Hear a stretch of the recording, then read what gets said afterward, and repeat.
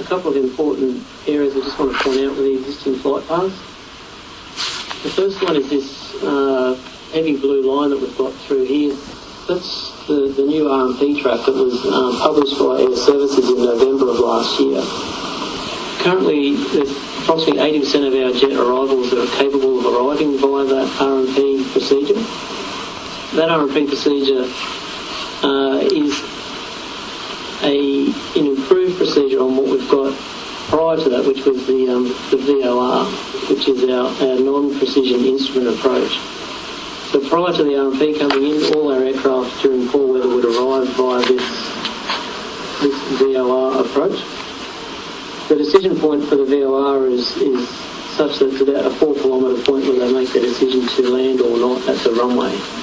The new RMP procedure that's been proposed or installed by Air Services, which is this close area, it gets aircraft about 2.4 kilometres from the runway end. So it's a vast improvement on what we had with the VOR.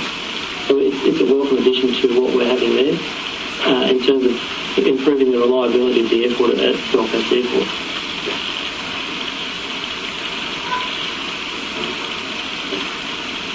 So moving on to the ILS itself. The ILS is an instrument landing system which is industry standard both domestically and internationally. It's used throughout the world. Gold Coast Airport is the only international airport in Australia without an ILS. All new aircraft, as Paul pointed out, are equipped to fly ILS. So basically every aircraft coming into the Gold Coast today and for the foreseeable future will be equipped to fly the ILS procedure.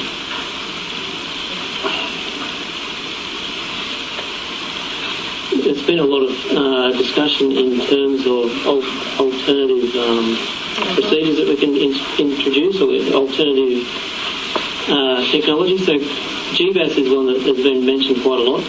GBAS is an emerging technology which is hopes to give an outcome similar to ILS. It's currently installed at Sydney and is being trialled primarily with Qantas at the moment. Gold Coast Airport definitely considers the introduction of GBAS at Gold Coast Airport. However, there's a number of drawbacks, I guess, which led us to the ILS decision. Firstly, not all aircraft are equipped to fly with the GBAS technology. And secondly, not all crews are trained to fly GBAS. So in terms of the number of aircraft we would capture coming in today with GBAS is basically Qantas. And there's only a number of the Qantas fleet that are equipped to fly that. So that's a very small percentage of our regular flight. Under the current requirements as well, under the current regulations, which basically Air Services and CAS have worked together to introduce this new technology, the flight path that's associated with GBAS is a straight-in approach, so it would be near enough the same as what the ILS is proposed to be. So it's a straight-in which would impact with the communities up the northern end. And I guess lastly, because it is such a new technology, we're expecting it to be some time for other airlines to pick up and adopt this technology. And the fact that it's a straight-in approach now, the technology will allow in the future, we imagine, to do a curved approach, but again, we think that's some time away before that will have the ability to provide that curved-in approach.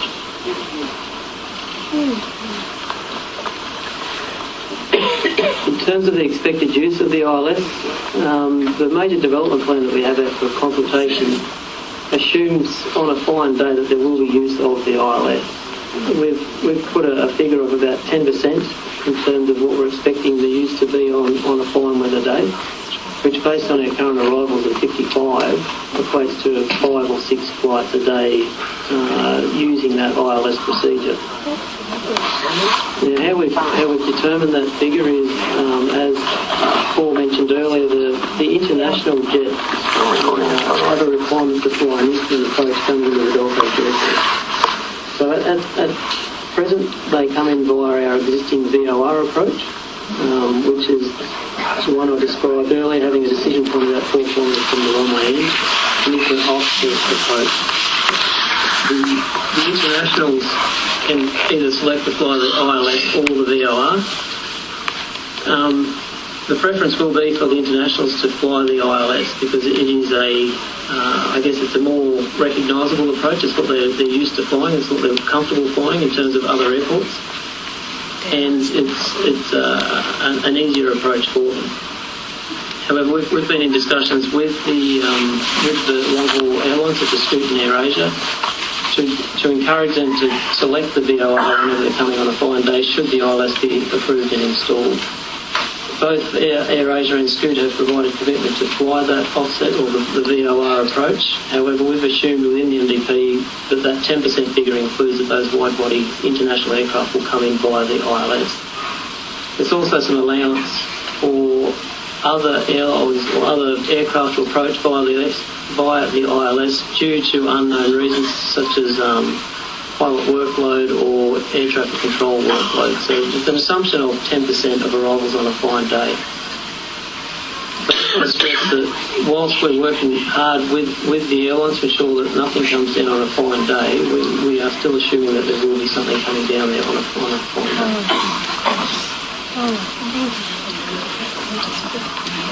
Yeah. So this is the approach paths that Air Services have prepared for the ILS procedure. So the one coming from the south is obviously going to collect aircraft from southern destinations, and the one from there would collect aircraft from northern destinations. So again, casting a mind back to the RMP procedure, which is this curved-in approach through here, it's anticipated that all aircraft coming from the southern ports will elect to fly the shorter RMP procedure because it is shorter, quicker and more economical for them, despite the fact that it's going to result in a better community outcome in terms of reduced noise levels. So in terms of fine weather use, why we're expecting such a low number to use the ILS is because this longer southern approach for the ILS is not attractive for the airlines to use coming from our southern destinations. Currently, of the 55 flights arriving a day, we have about 50 coming from the southern ports, so Melbourne, Sydney, Adelaide, for example. Projection, please.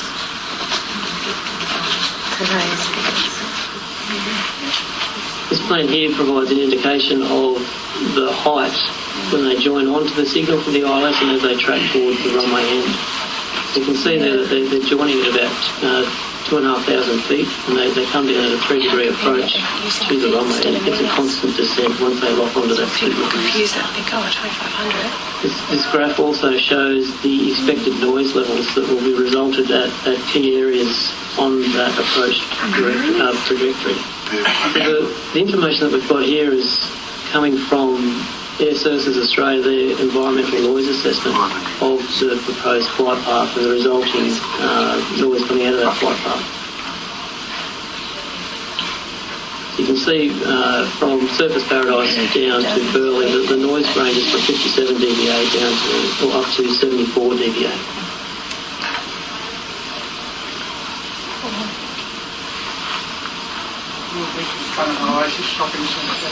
If the ILS is approved, and again we're going through a consultation process now, so it's not a foregone conclusion that this instrument will be approved, but if it is approved, Air Services will work with industry and the community to develop noise abatement procedures. They outline an expectation to the airlines how they're to arrive at the airports in relation to community interest and noise-sensitive areas.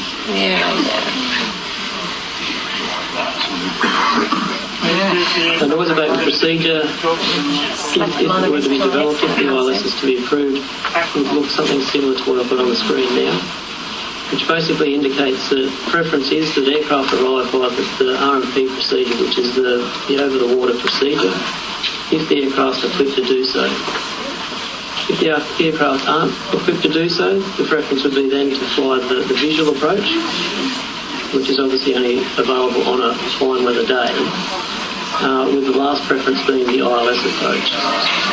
So So these procedures are published and available to all the pilots when they select a flight to Gold Coast. We currently have noise abatement procedures in place at Gold Coast Airport. We have a very high compliance rate with noise abatement procedures. It's in excess of 90%, so we would expect that compliance to remain should the ILS be in and these noise abatement procedures be published. The other important factor is that Air Service is committed to review the noise abatement procedures after 12 months of operation rather than the typical 5 years which currently occurs now.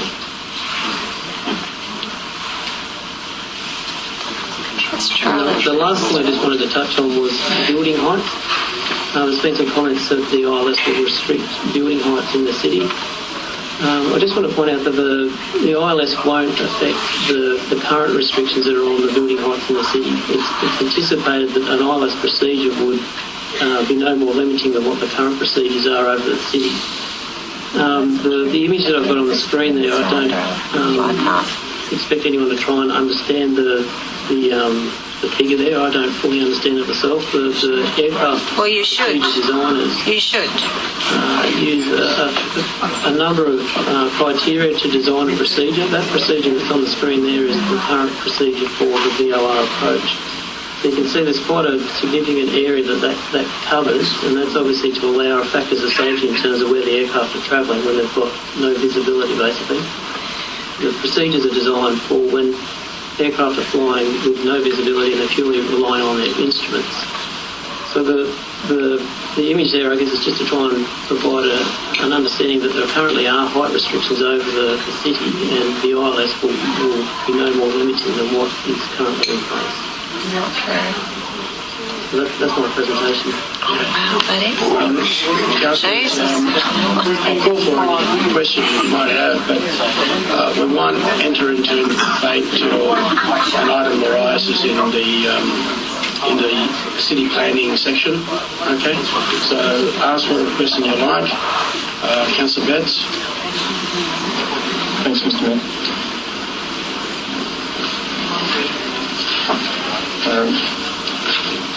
The first question is actually perhaps probably a question for Air Services, but you might be able to answer it, but if you can't answer it, that's fine.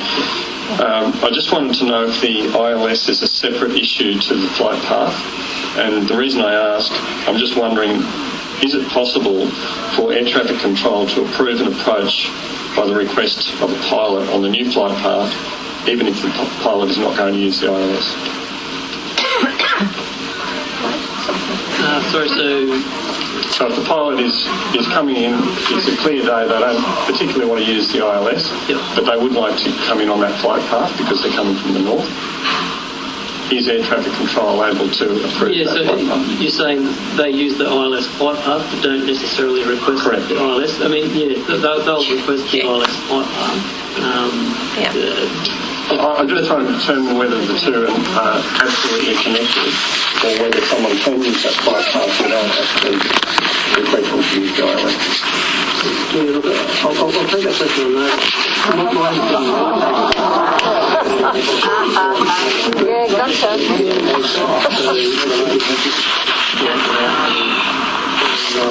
Yes or no? Okay, thank you. Okay. March 1. On the Gold Coast Bulletin website this morning, they had a story about this, and there was 3 prominent tourism, managers who have made comments. And I just wanted to read through their comments and then ask a question. First of all, we've got Queensland Tourism Industry Council Chief Executive Daniel Bushfind. And he said, this is basic infrastructure for a modern city and we need it for the convenience, safety and consistency we need to deliver. Then there was Tourism and Transport Forum Chief Executive Margie Osmond, and she said, installing better technology to allow planes to arrive safely, even in bad weather conditions, is a plus for the Gold Coast economy. And the third one was Gold Coast Tourism Chief Executive Martin Winter. He said, from the industry's perspective, any system which improves the safety of visitors and residents has to be supported. So my question is, the current flight approaches and navigation systems for the Gold Coast, are they safe to use?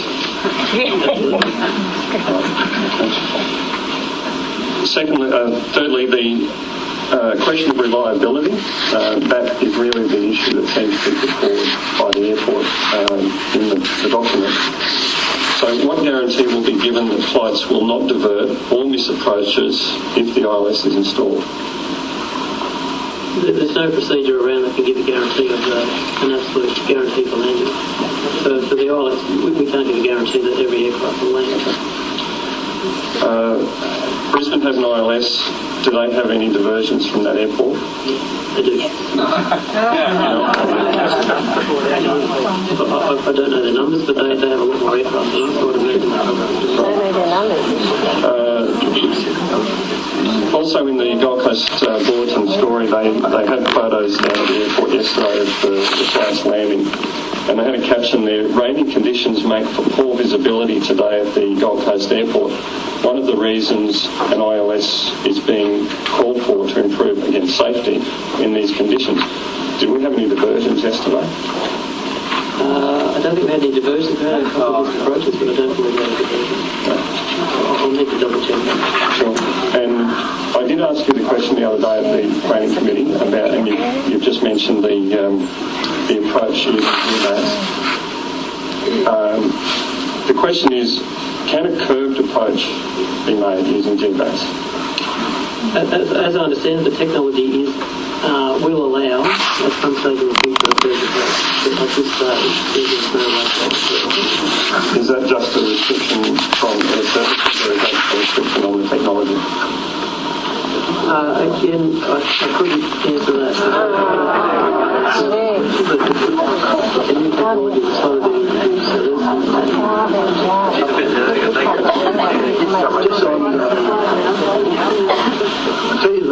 the main concern that the community has, I mean, first up, it's really, if you cut it through, it's the noise level, okay?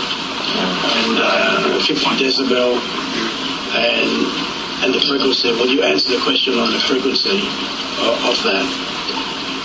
On the noise level part, I know it's written down at 50 decibel, but is there any opportunity to have, I'm not saying that you got to use ILS, but is it possible to have a trial of that type of aircraft approaching on the ILS path so that we can understand what is 50 decibel surface paradise? Good morning, Sydney and Yeah, so that question has been put forward to air services to see if we can accommodate a trial of the ILS flight path. Unfortunately, due to the time it would take to do the safety cases to publish all the information for the pilots to follow, because they basically have to introduce a new flight path for that to occur. There's no way of giving this consultation period. Well, what's the rush? Councillor Gates. Thank you, Mr. Mayor. Through you, the report that we considered at City Planning clearly stated, and I'll read it, the Major Development Plan, the MDP, states the system is not related to public safety. So, through the Mayor, what is the system related to? Is it simply cost saving? It's purely reliability. So the more reliable an airport is, the more confidence airlines and passengers have in the airport. And it's purely down to reliability. So, sorry, just going on from that, in terms of reliability compared with other airports, I think it was a 0.1 124% of flights that are actually diverted from our airport. How does that compare with other tourism destinations? Has that body of work been done? Great question. Because I would think that that's a fairly low level of diversions.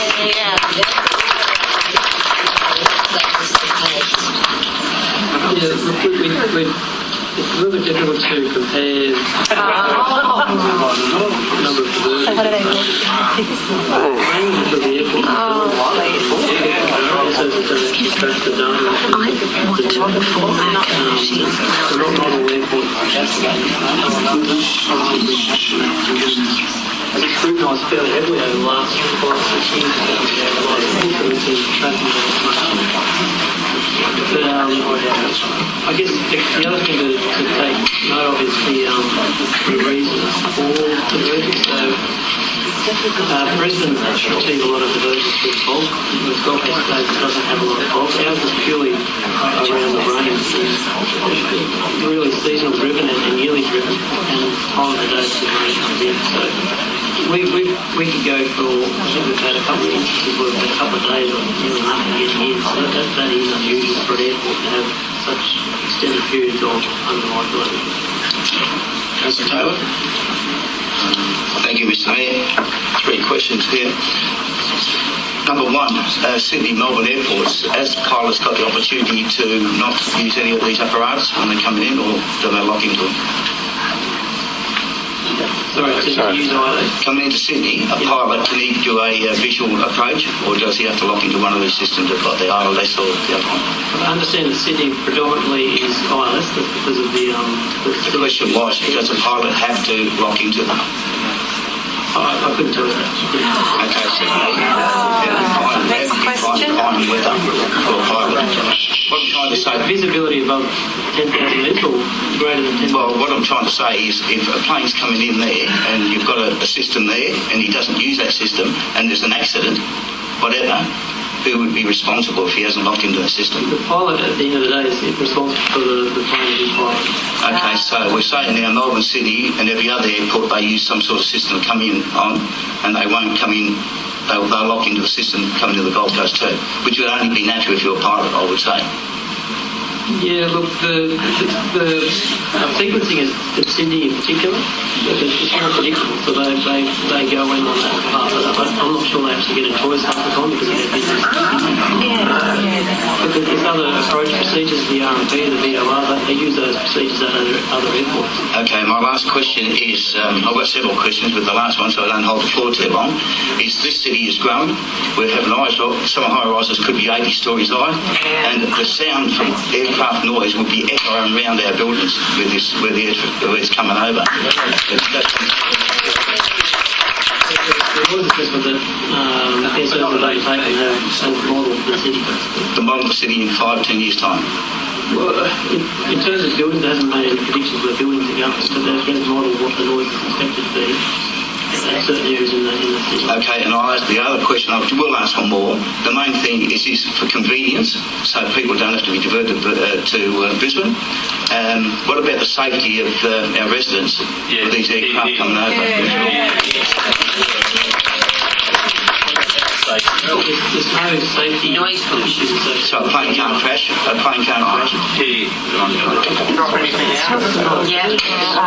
Thank you. But thanks for asking. I've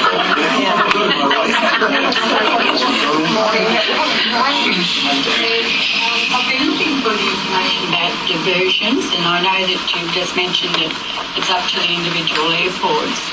So how can I find that information on the Gold Coast Airport about the number of diversions in the last 12 months and when? Just all the information. We don't publish that information. And lack of transparency. In Brisbane, is that the same too about the number of diversions?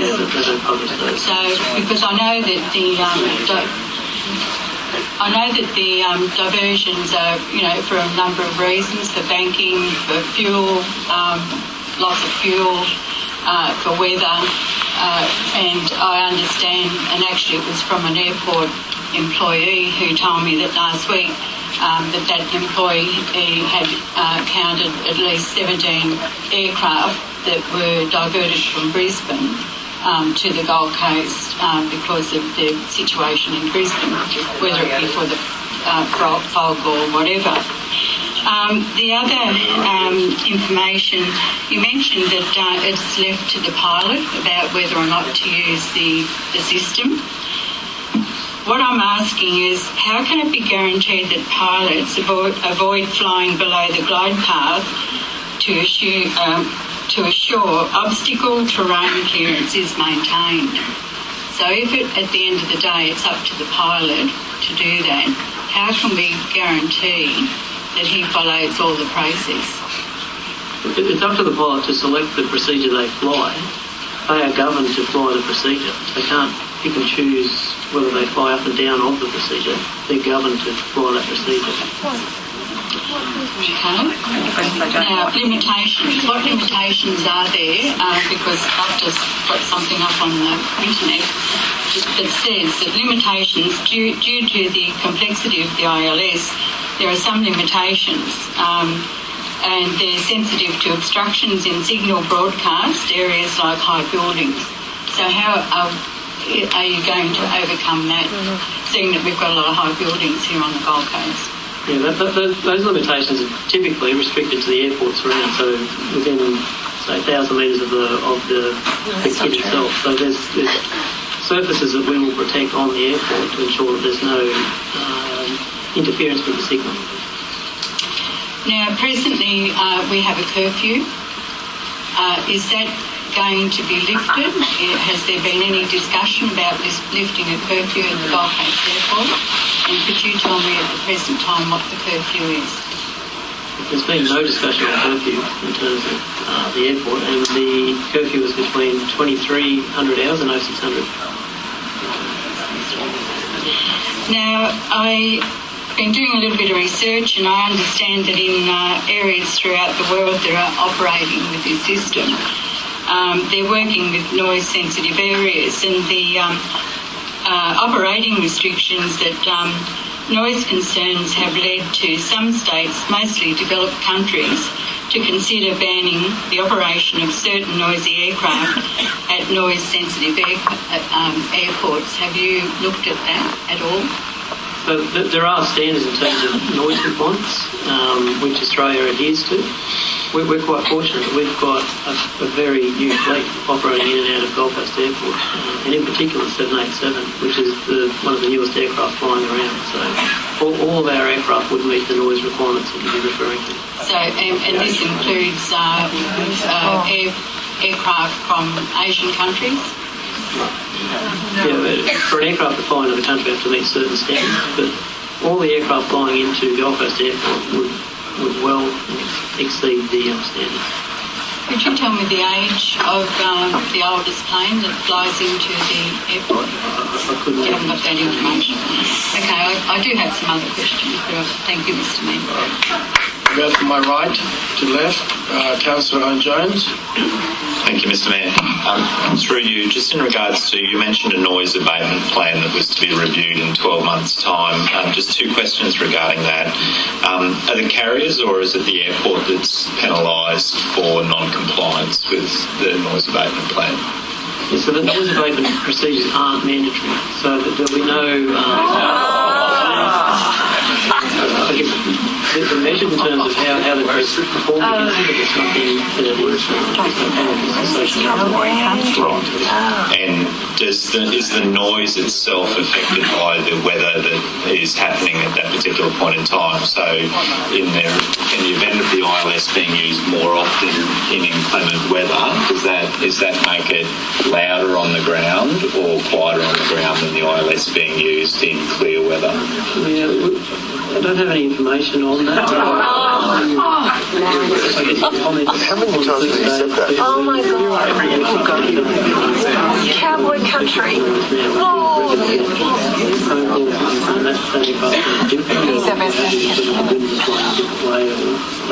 So I suppose the challenge we may have is that you presented a slide that showed some decibels at different suburbs, but that doesn't necessarily take into account different weather, which may amplify it or it may deaden it. So it makes it hard for us to have an informed decision with just one matrix of information. Just a the graph that you show, is that on a clear day or is it inclement weather, the Artemis? Next question. Is it based on Yeah, Jim, I'll have to confirm that. I don't know. us. It is loud. Is anyone counting the I don't knows? Has anyone been counting them? Page 56. Ms. Mayor, I ask because I live actually near a train line, and after rain, it's noisier because the leaves don't nullify any of the sound. So I can only assume that something similar may happen in inclement weather. And then the third question is just in general in regards to the provision of an ILS instrument at the Gold Coast. Will it make flights into southeast Queensland in the context of the regional network of the Brisbane, West Brisbane or Toowoomba and the Gold Coast, will it actually make it a safer proposition for flights even though they may not be coming directly into the Gold Coast airport? Yeah, the installation of an ILS would definitely improve the network capability. When Gold Coast has got weather and flights are diverting to Brisbane, it obviously increases the workload of the traffic controllers, the demand on the runway and so forth. So it improves reliability to anything on the network within the area. We'll assist with all of that. So the flight is coming into Brisbane and there isn't an ILS on the Gold Coast, their next diversion is down to Sydney. Would that be the case? Or? No. Airlines, I guess, depending on where they're coming from, they select where their preferred alternate is. Newcastle before, yeah. An improvement in a reliability of Brisbane's runway will help, I guess, traffic control of Brisbane and vice versa. Just because of the network is so close together, anything that reduces the air traffic control workload helps the whole network. Thank you. Councillor Bell? This should be good. My first question is that you said that there are 55 flights a day into Coolangatta as distinct from perhaps what some people have said at 82.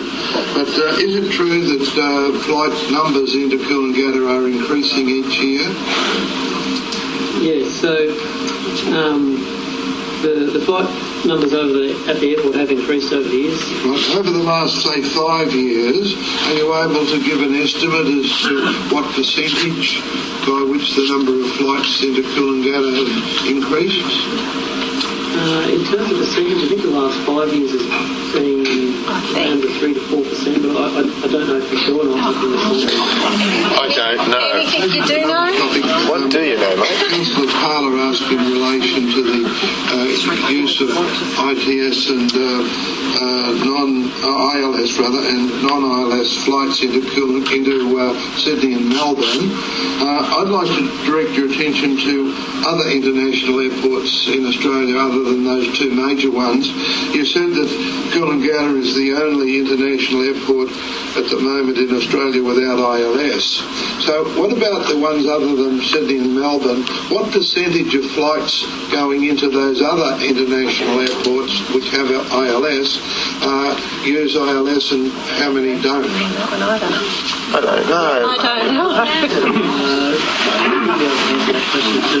How many rivals, say Perth and Adelaide, and would use the ILS? It's got a hostile audience. I really couldn't answer that.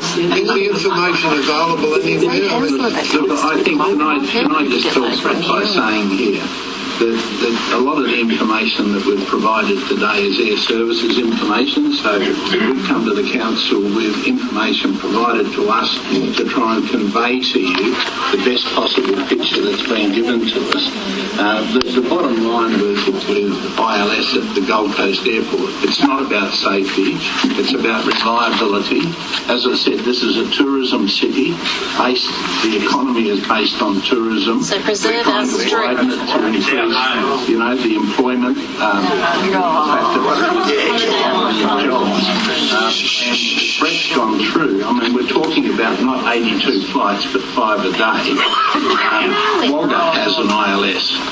Wagga Airport. And it has fog. You just said we don't have fog. Wagga does. Every new aircraft that comes out of Boeing and Airbus has ILS capacity fitted, and that's what we're trying to convey. We're trying to bring the Gold Coast into a position where airlines that may consider flying in here to improve our position tourism-wise Haven't we heard will this? have confidence that they can get the people. Go back to your council. Now, I'm trying to question on the basis of the number of flights that our residents and tourists will have to put up with going across the more densely populated areas.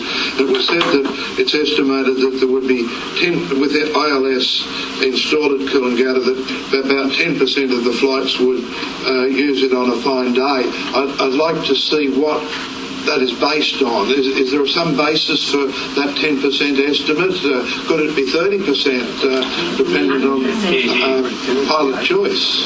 Can I just put some context in terms of Gold Coast Airport versus other airports around the country. The ILS being a straight-in approach, a lot of other airports, their primary approach direction is from the straight-in. So whether they choose ILS or RMP, a lot of the other airports are on the same alignment line, so there's not a great deal of difference. Whereas Gold Coast, if the ILS were to be approved, would see aircraft flying up here and then on their way down. Whereas The Asian market you're attracting. They're reducing their flight times by 5 minutes. So there's a lot of incentive for pilots to fly that track there versus the ILS to save on time and Mr. May I ask a more general question? On what basis or what calculation was this estimate of 10% using ILS to Coolangatta on a fine day? Yeah, so that was to make allowances for the international wide bodies that are coming in that have a requirement to fly the instrument approach, or a instrument approach.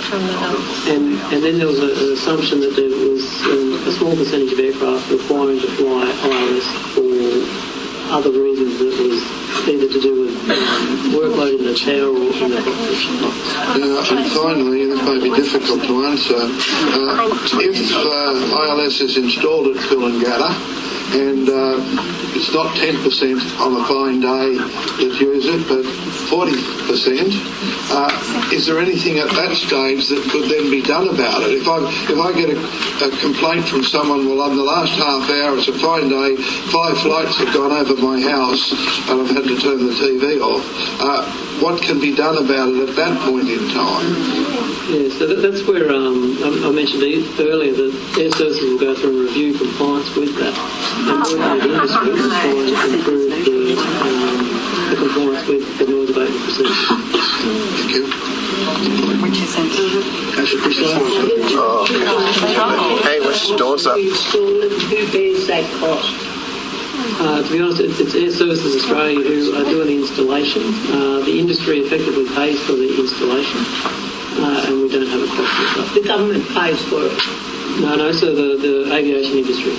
The aviation Through cost recovery. Not Gold Coast airports. No, so it's Air Services Australia are the proponent and they're installing it. Okay, thank you.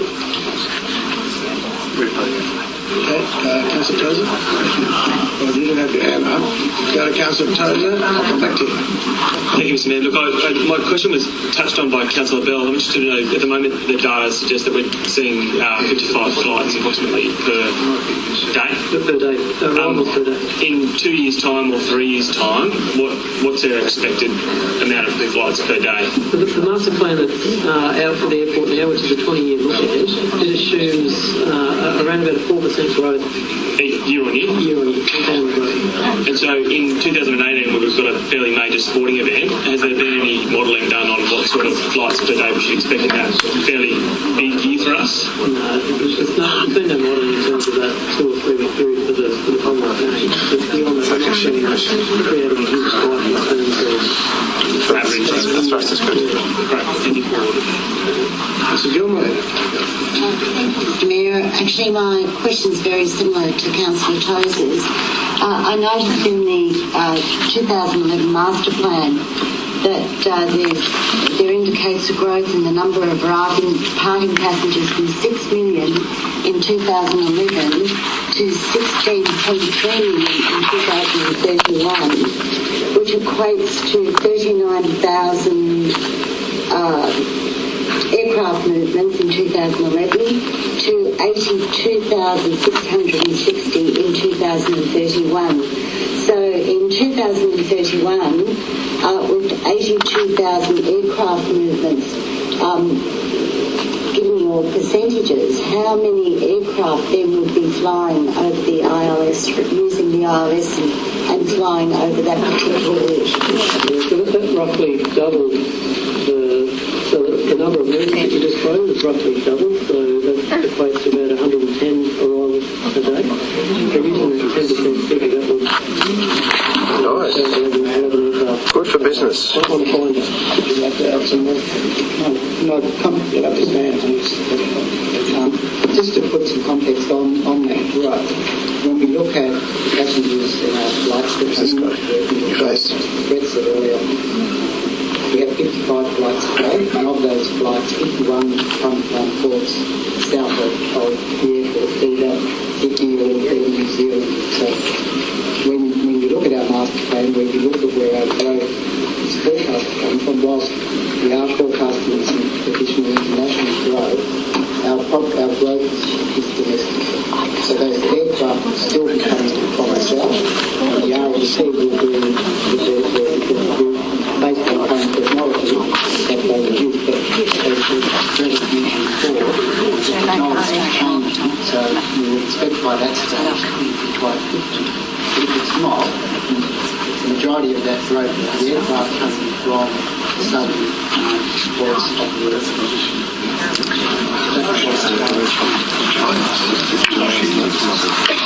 Right. Any more question there? I'll go to Councillor McDonald. Mr Mayor, you mentioned before that to use the flight path they don't have to use the ILS. I said that I'd confirm that, but I understand that they have the ability to fly the flight path without using the ILS. but they still have to follow the flight path. Yeah.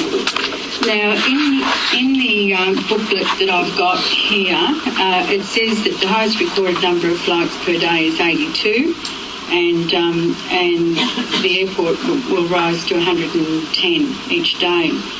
Now, with the calculations that you've done, does that also include the not the commercial air? Just a second, what booklet is that? What source is this? It's the booklet that they've put up. Yeah, okay, their publication. Now, with the aircraft, the numbers that are taken, is that just the big commercial flights that are coming in? Or is that including the smaller, like freight planes and other planes, plus the planes that are going to be used for training purposes? Is that all included in that number? That's the jet RPT movement, the passenger movement. So it doesn't include all the other aircraft that come in? It's only passenger? Yeah. So how many other flights that come into? Do you have the total number of flights from any aircraft that comes into the Gold Coast? I think I'll have to look into that. Some figures, we've got 70,000 movements per annum, of which 40 are the public transport and 30 are the general aviation. So we're talking double. Areas like Lismore and Walmart to do their training. So, but there's still aircraft that fly over the city. So you're looking at 70,000 aircraft a year landing at the airport that could be using that flight path. Yeah, they're not going to be using the ILS every day in terms of... That's a reasonable answer. The big difference is... I'll answer that. I've done some pilot training. Sorry? I'll answer your question. I've done some pilot training. You use the shortest flight path for the non-commercial. You're not in the ILS. So you just use if you're from the south, you just take the shortest route. you're coming in from the northern temperature, you wouldn't go and take the ILS flight path the way they've got. You're not an expert. But there's no change in that. There's no change. Now, The reason I point that out is that I don't want to change the debate. I really want to just focus on ILS, commercial passenger. That's what we're talking about. The other ones. No, continue on as per normal.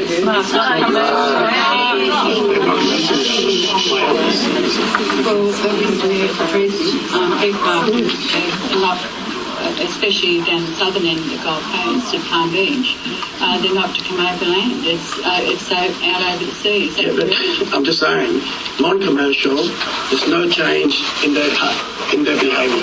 There's no change. Whether this goes ahead or not, they'll just continue on. If this goes ahead, they will continue on to do their normal landing. Yeah, it's like literally you can say, I'm coming from Sydney, but I'll go by Toowoomba. You wouldn't do that to the Gold Coast. I'm saying that. I'm talking about the proposed flight path. Yeah. Okay. Anyhow, so in your booklet it says, the highest recorded is 82 a day, and you're looking at 110. But that's only passenger. That's not including all the other airplanes. Thank you.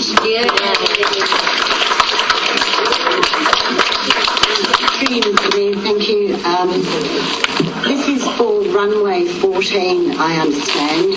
Are there any proposals in the master plan to create an additional runway where the ILS and the movements of planes could be further out to sea in your future master planning? No, that's simply not the room or the ability to put in a second runway at the airport. Any other question? Well, thank you very much. Can I just say finally again, thank you to the Mayor and Council. And this is not a laid down misère. Obviously everyone, including the public gallery, have the opportunity to put forward their position, their feelings to the MDP, and then that will be taken into consideration. So this is not about us trying to force through, it's about us trying to put out there the information that we want people to understand, and then everyone in the gallery, the council can make a submission accordingly, and that will be viewed in the light in which it's presented. So thank you again for the opportunity. Everybody stand. Thank you. Right, to go on to the next presentation. You guys, rebels. We're telling us what we know. Right. Since when are you a pilot, not a cruiser, Dave? Can they see? Next presenter. Councillor Betts, is there a video or is it? Yes, Mr Mayor, we've been provided with a video from some of the residents who are concerned about this. They put this together. It's not professional people. It's yeah, that's good. Can you dim the lights because we've got other people who want to see it as well? Thank you. An electronic landing system can assist pilots with their landing approach and therefore reduce the number of unsuccessful landings and flight diversions in adverse weather conditions. Today, there are several landing systems available that work in different ways to achieve this. ILS was developed in the 1930s and has become a standard in aviation.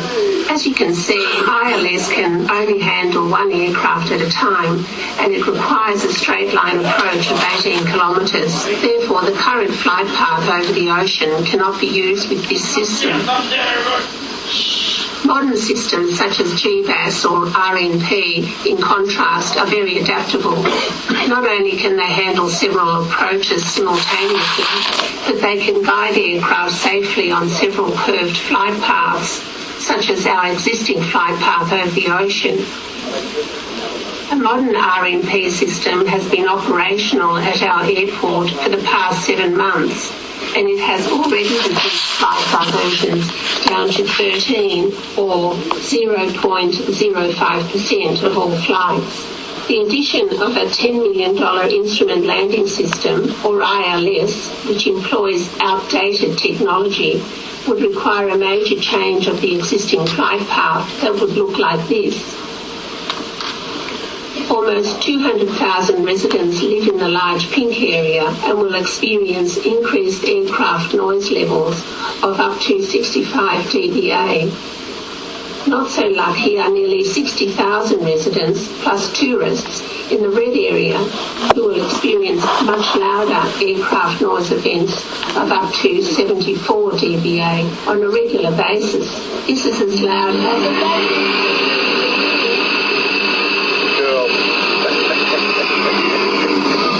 or a truck driving past outside.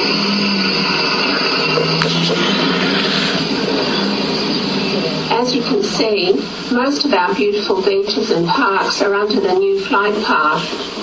The blue circle under the plane shows the level of noise exposure. The brighter the colour, the more noise.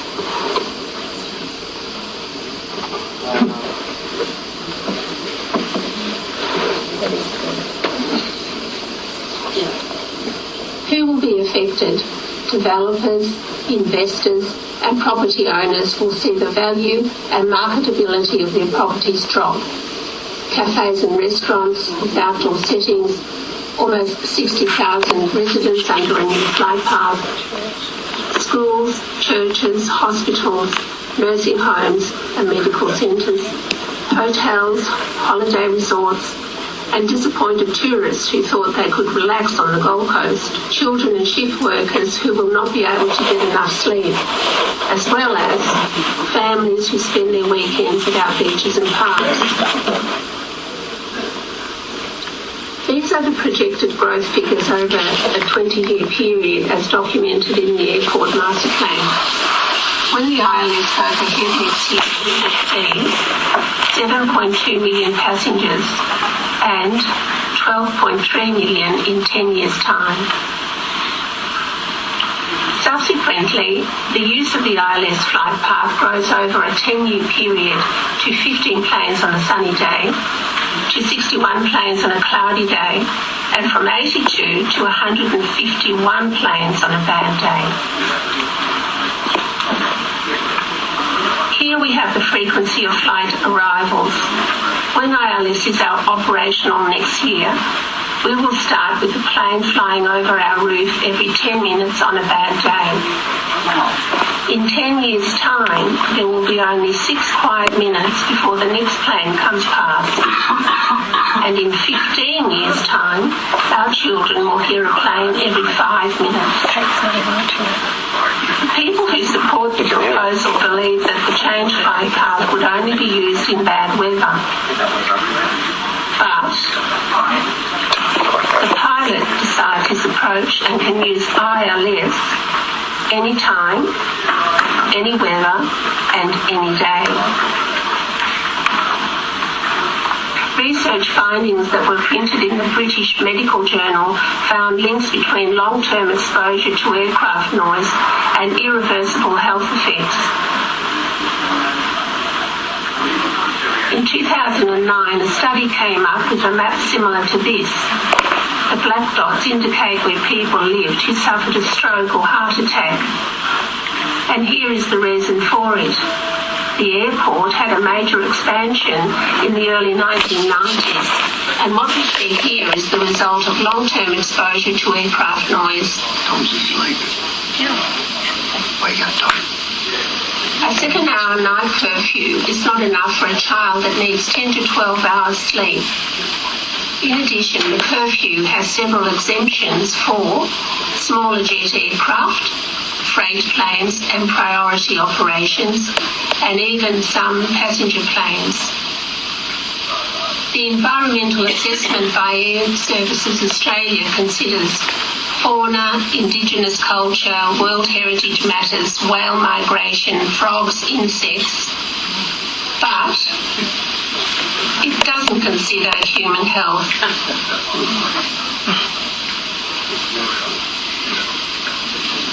Do we really want this over our beautiful city?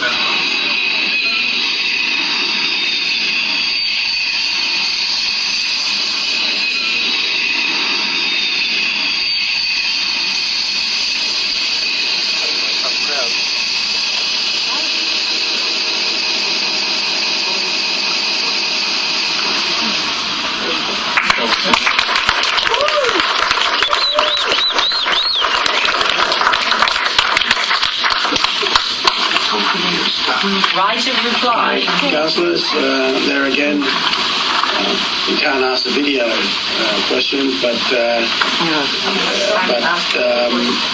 if there's any question there, you can either, Mr. Donovan and his team still here. You can go then 3/4 of an hour if you call me that, or any other questions, councillors? Councillor Robbins. Mr. Mayor, there was the presentation by Brad in which he did indicate that the GBAS system cannot do that curved approach given our circumstances here at the present time. The video indicated that it can be done in other airports apparently. So I'm just wondering, is the video incorrect, or is that to do with variations in the airports that make it impossible for that GBAS in the present circumstances to use a different trajectory of approach? Because we've been told GBAS and ILS at the moment have to use the same approach. Can GBAS be used with that curved approach? Yeah, please. I don't know. Nobody says why we've got this. So working on advice from Air Services Australia, who designed the procedures in Australia, the advice is cannot be done at this stage. At this stage. Right then, councillors. Well, we'll leave it there and we'll enter the debate when we get to the city planning. I want to officially thank the Goldcoast Airport and for the presentation. Also, Councillor Betts for the residents group for putting their point of view, and that way we can have an informed debate when we get to the item. Okay, councillors, we move on to item 9, reception and consideration of committee reports. First, go to City Infrastructure and Water, Councillor Taylor. Thank you, Mr. Mayor. I move that the report of the City Infrastructure and Water Committee meeting held on Thursday the 18th of June 2015.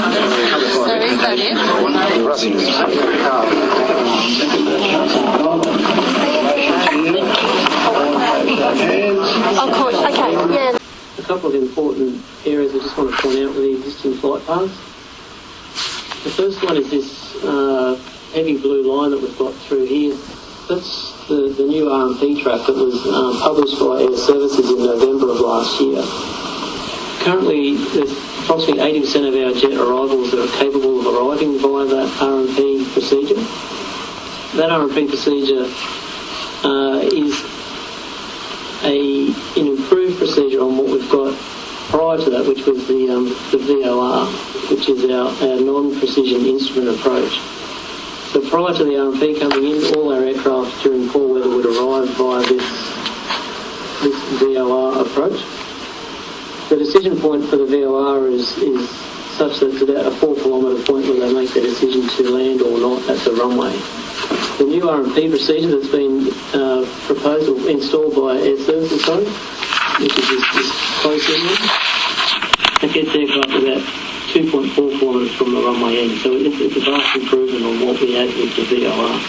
So it's a welcome addition to what we're having there in terms of improving the reliability of the airport at Goldcoast Airport.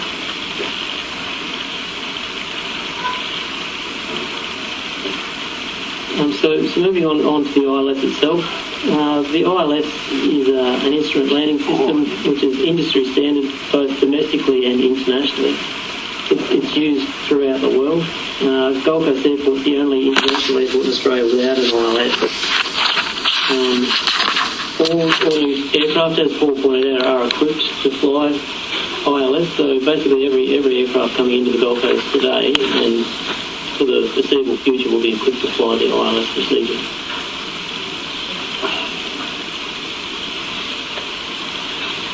been a lot of discussion in terms of alternative procedures that we can introduce, or alternative technology. So GBAS is one that has been mentioned quite a lot. GBAS is an emerging technology which is hopes to give an outcome similar to ILS. It's currently installed at Sydney and is being trialled primarily with Qantas at the moment. Gold Coast Airport definitely considering